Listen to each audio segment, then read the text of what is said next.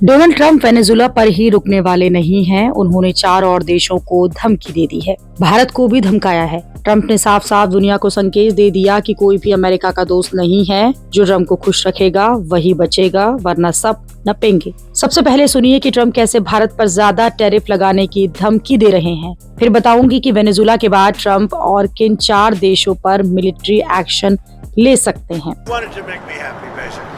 He wanted to. Modi's a very good man. Yes. He's a good guy.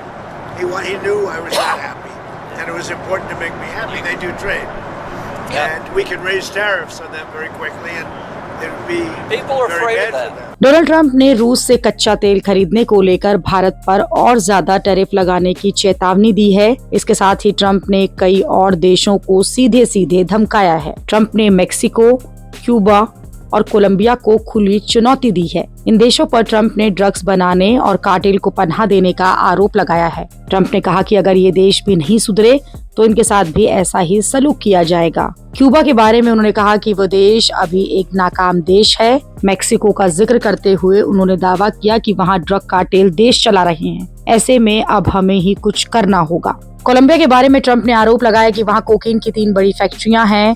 साथ ही उन्होंने राष्ट्रपति Gustavo petro पर cocaine बनाने का आरोप भी लगाया। इसके साथ ही ट्रंप ने फिर से ग्रीनलैंड पर कब्जे की बात कही है, जिसे लेकर ट्रंप का ये तर्क है कि ये अमेरिका की राष्ट्रीय सुरक्षा के लिए जरूरी है। कुल मिलाकर ट्रंप सीधे सीधे दादागिरी पर उतर आए हैं। वो सीधे सीधे नाम लेकर देशों को धमका रहे हैं कि उनकी सरकार गिरा देंगे, उनके देश पर कब्जा कर लेंगे। अब तक यही पैटर्न था कि अगर अमेरिका किसी देश में सरकार को गिराता भी था तो वहां अमेरिकी समर्थित दूसरे व्यक्ति को सत्ता सौंप दी जाती थी। लेकिन अब ट्रंप वेनेजुला के लिए ये कह रहे हैं कि वेनेजुला को अमेरिका चलाएगा, वेनेजुला का तेल भी अमेरिका ही बेचेगा। मतलब ये तो गजब की गुंडागर्दी है।